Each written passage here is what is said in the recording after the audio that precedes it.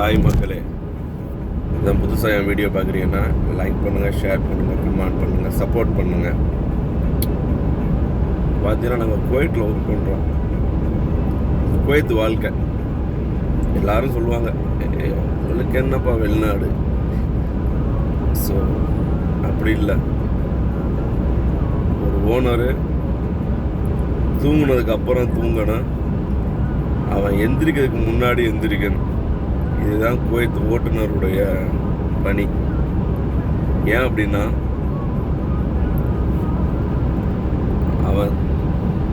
அவனுக்கு தேவையெல்லாம் முடிச்சுட்டு அவன் தூங்கையில் அதுக்கப்புறம் தான் நம்ம போய் தூங்குன்னு சொல்லுவாங்க.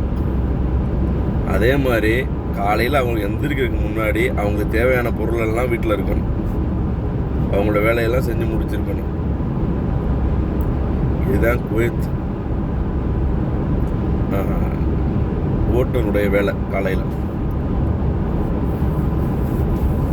இதை தாண்டி இந்த மாதிரி ரோட்டில் போகையில் ரொம்ப கவனமாக போகணும். என்னன்னா, நம்ம கரெக்டாக போனாலும் இந்த மாதிரி சைடில் ஓட்டுறவங்க தொலைபேசி இந்த மாதிரி ஒரு இதை வச்சு ஓட்டிட்டு தவறுதலாக ஓட்டிட்டாங்கன்னா அது பாதிப்பு அவங்களுக்கு மட்டும் இல்லை, நமக்கு.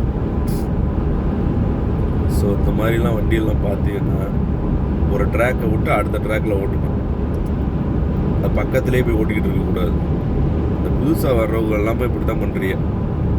ஊரில் வந்துட்டு டாடா ஏசி இந்த மாதிரி வண்டியெல்லாம் ஓட்டிட்டு அது கொஞ்சம் ஸ்லோ பிக்கப்பு அப்படி இருக்கு. இங்கே வந்து கொஞ்சம் ஹை பிக்கப்பில் இருக்கிறதுனால ஓட்டணும்னு ஒரு ஆர்வம் வருது. ஓட்டுறது முக்கியம் இல்லை, இங்கே உள்ள விதிமுறைகளை பின்பற்றணும். நம்மளால் அடுத்தவங்களுக்கு பாதிப்பு வராமல் ஓட்டி ஓட்டணும். ஸோ இந்த மாதிரிலாம் நிறைய விஷயங்கள்லாம் இருக்கு. இந்த மாதிரி சாலையில் போகும்பொழுது